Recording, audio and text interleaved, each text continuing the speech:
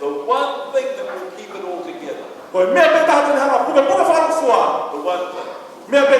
It's accountability. Everybody yell out accountability.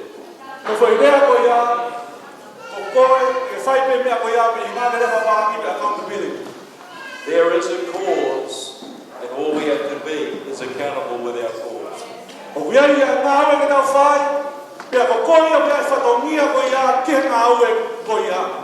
I've got 1,000 notes here, but I've got no time for them. We're going to stop now, but can I finish by saying this?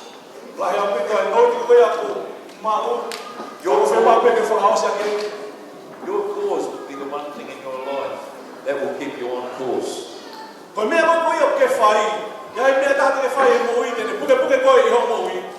When the entire Israelite army saw Goliath, they ran for their lives.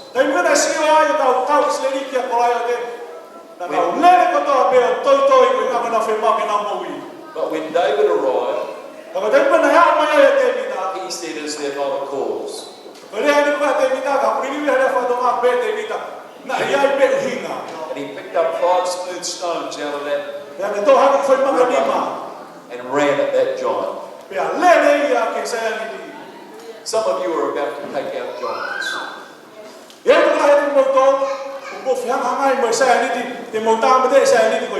Tonight in this meeting,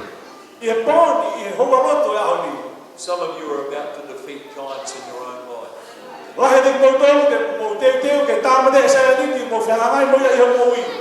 Giants of intimidation. Giants of fear. Habits that control our lives. Anger and violence on the inside of our hearts. And God says that those giants might be as big as Goliath, but they're coming down to Jesus.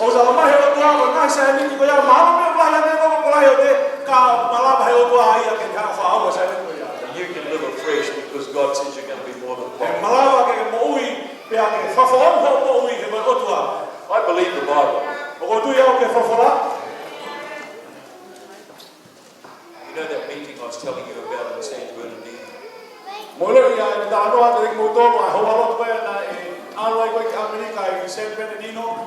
There was a young man in that meeting, and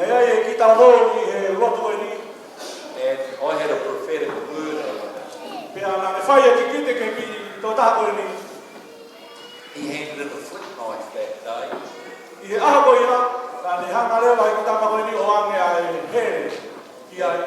And he had come, he didn't care if he killed somebody.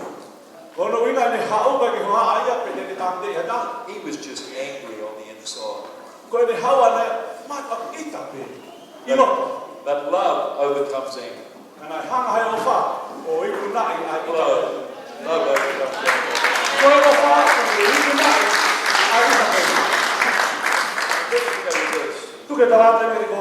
Job was living with a beautiful woman who had more knife wounds in her than you can count.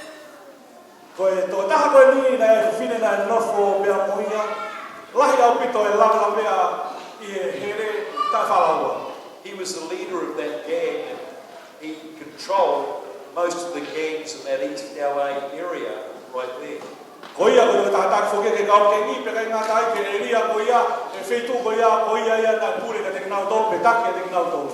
Here's what happened because of God's divine appointment. You're not here by chance tonight. It's an absolute miracle that I'm here with you. By all the laws of just physics, I should not be here. I should be dead at least 5 times.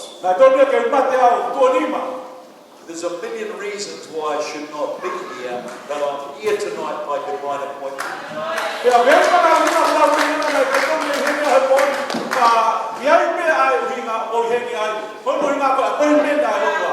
I was there that night in San Bernardino by divine appointment.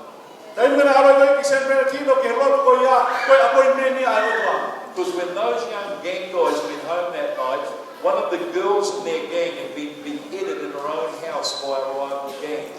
Tai mana foke ko ia kau ke ko ni ko nau fare ko ko ako ki nau tolu na ia ki fine na tu spe no na ia he kau ke ni. The truth is that war should have broke out the next day.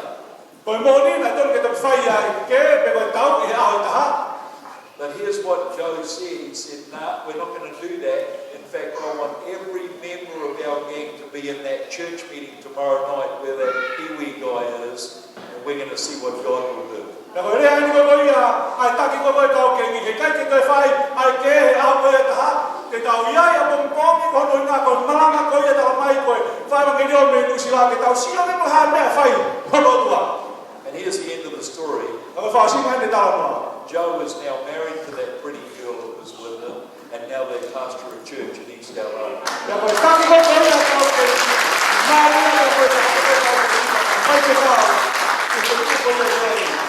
What I'm saying here is not what I can do, it's not what we can do, it's what God can do. With a heart that would be open to serve. Ko me ko ko fe ma ko ta ke de ko e o kai ko me te ma ma.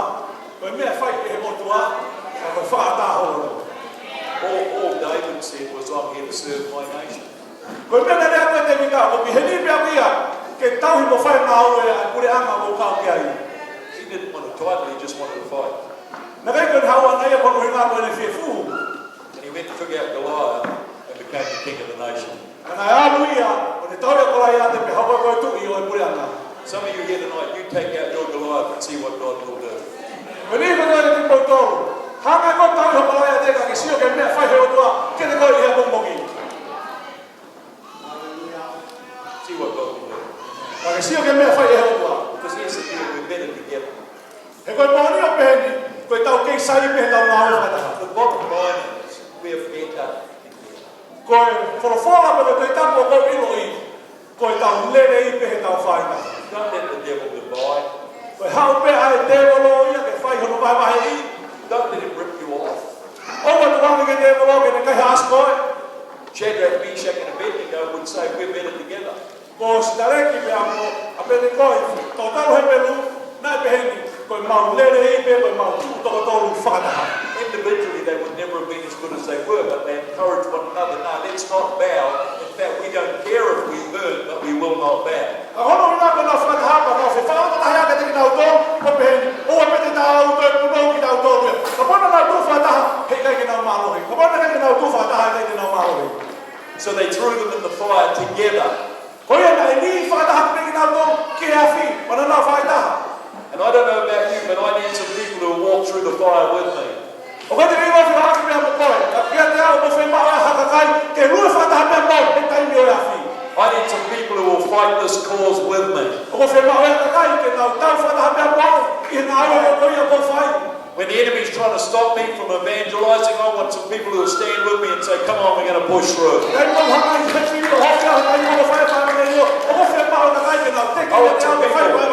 want some people who will stir me up and say, preach it again. Go tell some more people that Jesus loves them. Because the reality is we're better together. And the part I love most of all, when they came out of the fire together, they had no smell of smoke on them.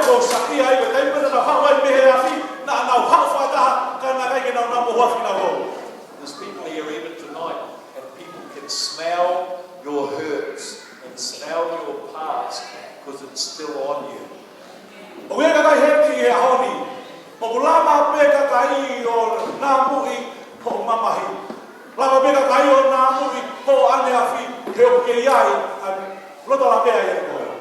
That's why it's better together and have someone encourage you to get rid of the smell of smoke.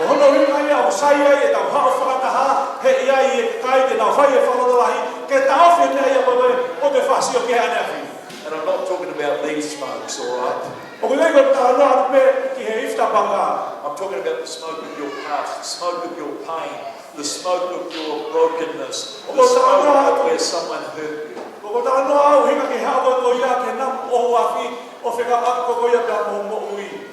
Let's go, because if God be with us, who can be against us? whakare tau